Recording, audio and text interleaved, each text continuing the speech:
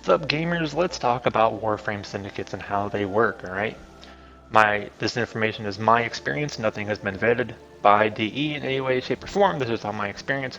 I don't want to hear somebody talking about, oh, my second brother's cousin's college roommates. No. This is my information. Take this as you will, alright? Warframe has 6 syndicates, which you will be instructed to pledge to one of them after you reach MR3. But what can you use them for? Let's find out. The pledge screen has the upfront information we need to know. At their base visual, syndicates are simple. One syndicate will be allied with one more. This creates our couple, right? The syndicate couples initially are Steel Meridian and Red Veil, number 1. Arbiters of Hexus and Cephalon Suda, number 2. Parent Sequence and New Loka, number 3. The premise is simple. Pledging to one couple is likely to piss off another. Pledging to Steel Meridian will make Perrin and Luca jealous, as indicated by the enemy opposed icons for a loss of standing of 100% and 50% respectively. But Red Veil is your boo thing, so they get 50% of everything from Meridian. But some of these couples like things spicy, so they will invite a third to form a throuple. If you look at Meridian, you will notice that Hexus and Suda are 100% neutral to Meridian. What does this mean if they aren't jealous? This means that Meridian is the syndicate that makes the thruple for Hexus and Suda. Gaining Meridian will have 0 effect on them, and vice versa. Gaining Hexus and Suda will have no effect on Meridian. On the other side of the menu, you will see the same effect. Red Veil would be the thruple addition to Perrin and Loka. Bruce, Veil and Meridian are bumping uglies. How do those other couples affect them? Simple. Pledging to the third wheel, i.e. Veil in this image, will passively get standing for Meridian. As long as the pledge doesn't go to Meridian until we discuss this later, Perrin and Loka will not lose any significant standing. This little tip right here will show you how to keep 4 syndicates in good standing. What you do is you swap the pledge when you're doing a syndicate mission, which we'll talk about in a second, to the faction that is 100% opposed, so you're 100% enemy when you do those missions. So Veil and Hexus, for example, are 100% against each other. You swap the pledge back and forth when doing those missions, and that'll help reduce your standing lost when you're doing those syndicate missions. When you're doing the pledge swap, as long as you end up on the neutral of the final pledge, everything will be just fine. Now that we discussed the couple to the thruple, then thruple to the orgy, what does this mean for gameplay? For this answer, we go to the Syndicates tab on the navigation menu. The syndicates that have positive standing will have 3 missions available every day, so if you have 4 of them, that makes 12 missions. Caboose, these are just missions, why would I waste my time on them?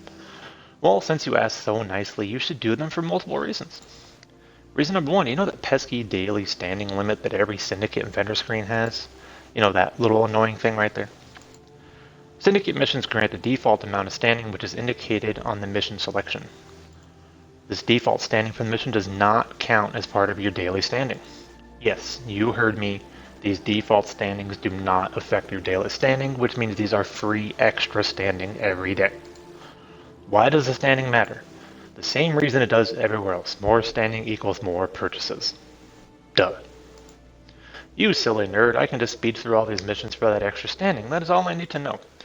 You're wrong. Just wrong. These missions obtain lootable objects collectively known as medallions. Each syndicate has 3 tiers of medallions that can give 500, 1,000, and 5,000 standing respectively. The specific names are unimportant right now. You will find those out for yourself once you start farming them. Why would I care about spending time finding hidden items in a mission that can be done in 1 minute like a capture? Because you speedrunning Jack and Ape, the medallions give additional standing. To be more definitive, medallions also do not count as daily standing. By the way, if you're going to speedrun these missions when on public or are very OCD about not missing any medallions, run them solo. It's very simple. If you're gonna throw a fit, run them solo. If you're gonna run public, have patience. If you start seeing someone grab them, even if you don't care, they are making the effort and you gain everything from their effort without you having to do anything. Patience. It's free to you. All right. Some syndicate missions will spawn 8 total medallions as a mix of values in 95% of the missions. Statistics not confirmed, deal with it. Other missions can spawn 6, 1, or none. While I will disclose some examples of these missions that fall into the less than 8 category, these have no verification of true accuracy, just my experience. Again, deal with it. While the appearance and locations will vary based on syndicate and its corresponding mission, I will show you just a couple examples that I got for you. I will not be showing every possible spawn location. While many locations will be the same for most missions, I still come across a new one every now and then. Instead, I will soon be showing you some areas I have never seen a medallion spawn. Knowing where they won't be is just as useful as where they could be. Again, my experience, none of this is verified. For example, that is a Cephalon Suda datum example, and that is an example of a harder Arbiter of Hexus medallion. That's what they look like on the ground. These are just examples. There are 3 medallions per faction, okay? Caboose, how do you find these effectively? Zaku, Prime, or Base. The reason I say Prime or Base because Prime is currently available right now and is a lot easier to get than the base version. Prime is going to be vaulted in approximately 3 months from now. It is now June when I'm creating this video, and in roughly 3 months, Zaku Prime will be vaulted. So get your Zaku Prime now, or this can also be done with Base.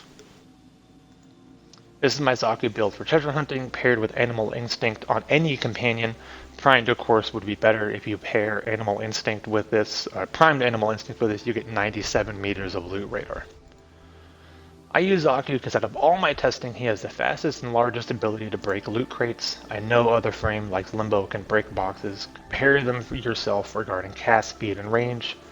You'll thank me later.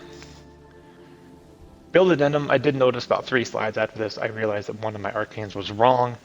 This picture has Arcane Agility and Arcane Aegis. Replace Aegis with Arcane Steadfast. Arcane Steadfast is part of my treasure hunting build. When building your Zaku, focus on range, your 175% capped efficiency, sprint speed, and your loot radar. Why? That's just a repeat, basically. So why Zaku? All my experience left Zaku as a front runner due to break range, speed, and utility due to passive kills with his second ability. Really easy to run with Zaku. The mods are obvious. Let's talk about my choice of Arcane, Steadfast, and Agility. Why use Arcane Agility? Well, because when you're going to get damaged, which is damaged by enemies, or by damage by exploding barrels yourself. When you get damaged, you get a 60% chance for 60% parkour velocity, which includes dodging, barrel rolling, jumping. You're going to move super fast by using Arcane Agility, and you won't even realize it until you're halfway through the mission. Always use this when you're running medallions. As for Arcane Steadfast, this is literally just to make so we're going to be running around spamming our 2s and our 4s when we're running with Zaku. If you use Arcane Steadfast, you're going to get a chance to not use energy for those 3 abilities. It just helps keep your energy banks running. None of those are required. Do them as you will. So why does breaking loot crates matter? Medallions and Ayatan sculptures, by the way, appear on the map as loot squares. Break the loot crates and some squares disappear. Since some squares disappear when broken, you can save time by not needing to run to that area. Run the remaining squares on the map, and whatever square doesn't move is a medallion or a sculpture. These items do not move on the squares. Basically, the squares stay still compared to like resources from the crates. There will be a video at the end to showcase this information in action for reference. I have a 3-minute Syndicate medallion run I just did this morning. I have 3 minutes, I got all 8. Now for some mission examples that I avoid when farming medallions. You can still run them if you want for the extra standing, but I care about the medallions more. The reason why I care about the medallions more is because I buy relic packs en masse when a Prime releases. We'll talk about that a little bit later. Again, my experience, these missions are not statistically verified by DE or anybody else. You will need to start memorizing these tileset images as they will help you explain the tileset and the likelihood of medallion spawns. Corpus ships in space, for example, for interception or defense missions, will only spawn 1 medallion. There is a visual bug that I think got fixed before I made this note, but this used to say 2, and there's only ever been 1, so the visual of 2 on these medallions is a bug. Another example of Corpus ship tileset imaging. Again, this is Corpus ships in space. Grineer interception defense missions with land, in this picture of Ceres, for example, will not spawn any medallions. 0.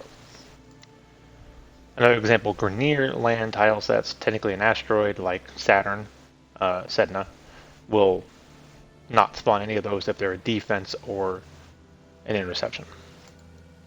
The crashed Corpus ships on Europa, the interception or defense will spawn 6. There are actually 5 of them are around the spawn point, and 1 is a little back behind it.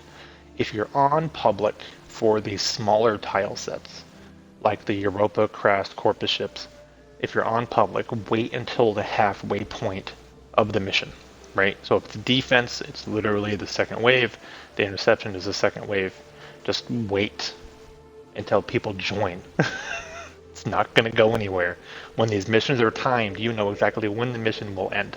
You can wait for other people if you're going to be on public. If you're going to rush it, just do it solo. Grenier underwater interception defense missions will have 0 medallions. I actually need to correct this statement. This is incorrect, but it's not guaranteed.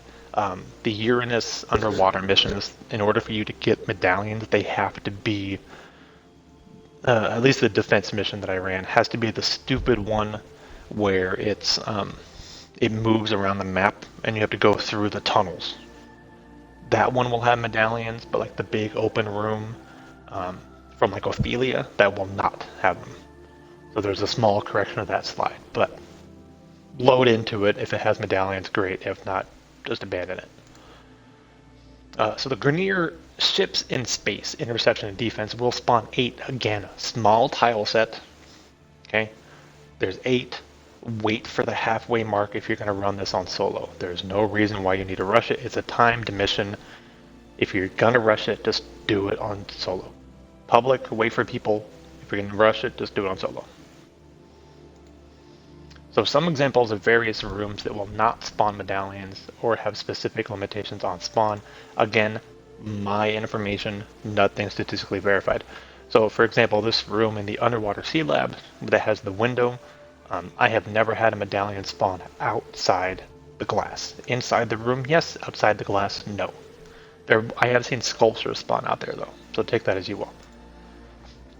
The Corpus spaceship tile sets, the golden hand rooms, I have never seen a medallion spawn in there. The little Corpus ship, little workstation rooms, as I call them, never seen one spawn in those. The big supply rooms, never seen one spawn in those. I guess you can call it the Star Wars droid room, never seen one spawn in those. The crew staging rooms, as I named it on here.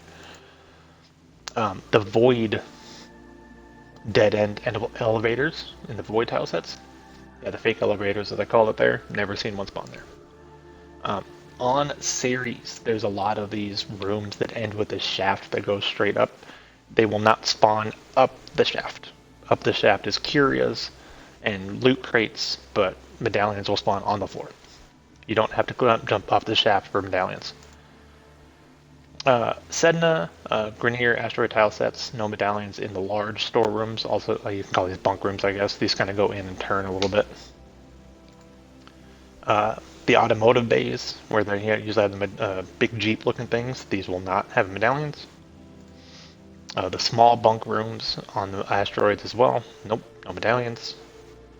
So these examples were based off of my experience and did not cover all possibilities. Again, none of my information is statistically confirmed or verified.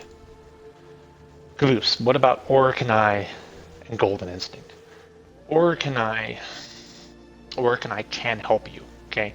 But when you're running missions that are 1,000 meters from point A to point B, your 150 meter, essentially a bubble around you, is not going to hit them.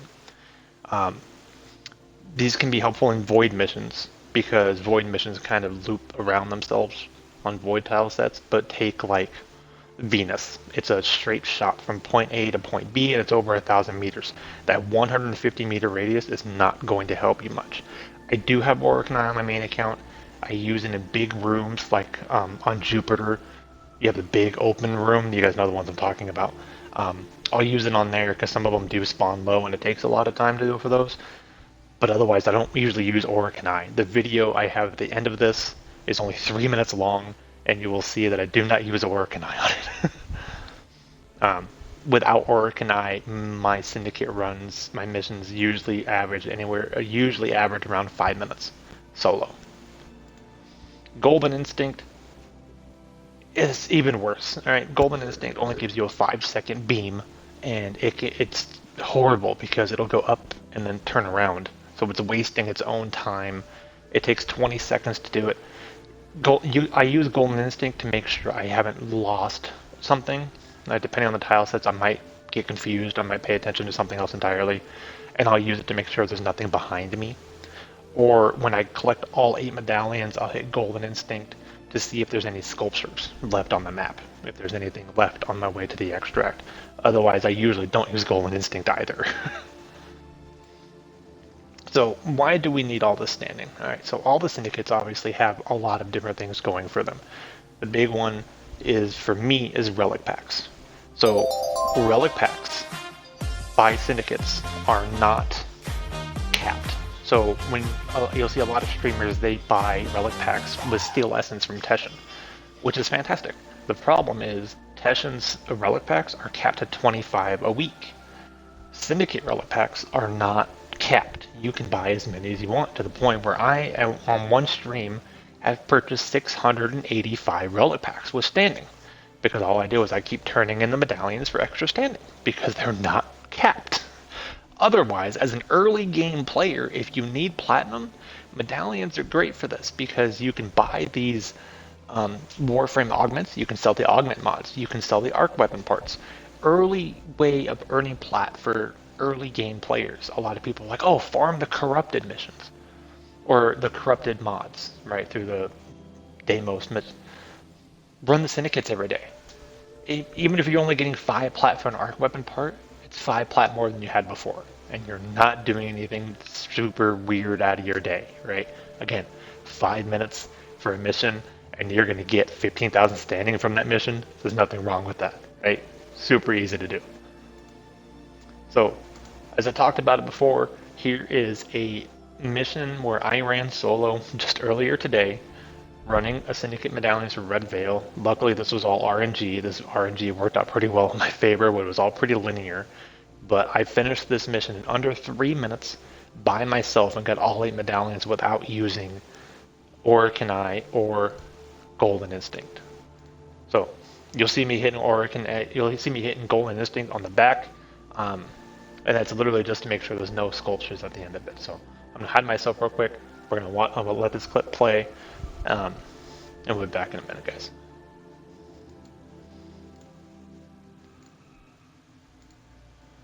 And then for those of you that are just here while I speak, while this video is going, the small community that I have is the ones that have asked for this.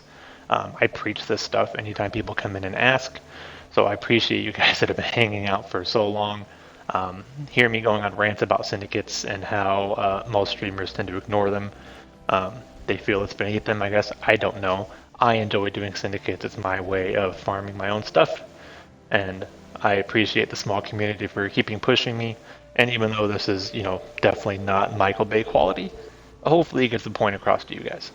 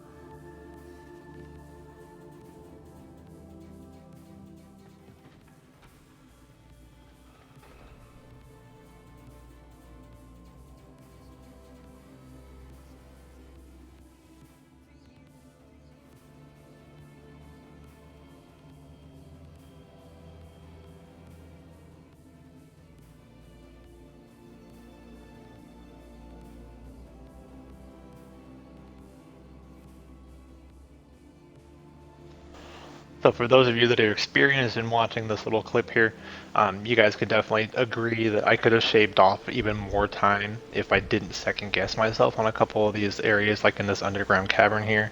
I knew those were dead ends, but I double checked them anyway because sometimes I'm a little paranoid and have OCD. I could have shaved off a few more seconds by not checking those corners, but I did them anyway.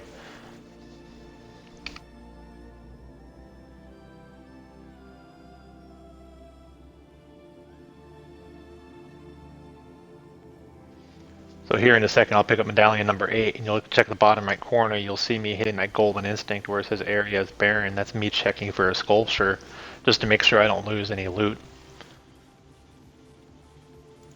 And you'll see right there, 2 minutes and 58 seconds. That could have easily been about a 2.5 minute run. All 8 medallions. So, for example, I got 1400 Red Veil experience, and that's because I'm piggybacking off the Arbiter's Hex Fist to make sure I don't lose too much. So it's 1400 Red Veil. The Exalted Mark is worth 5,000. The Honored Marks are worth 1,000 each, so right here is 7,000 standing. And these are worth 500 each, so that's 2,500. So that's 9,500 standing just from the medallions, plus another 1,400. So that's 10,000 standing just from a 3-minute mission.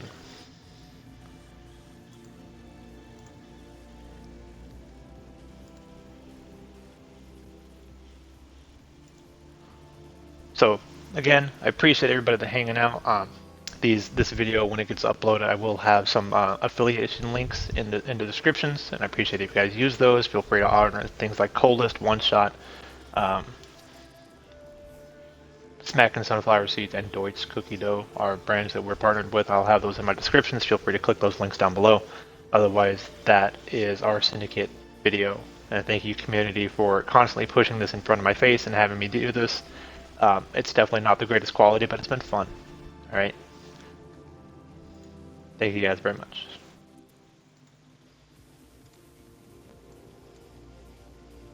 We discussed having 3 syndicates and 4 syndicates in good standing, but if you don't want to do the juggle, you don't have to.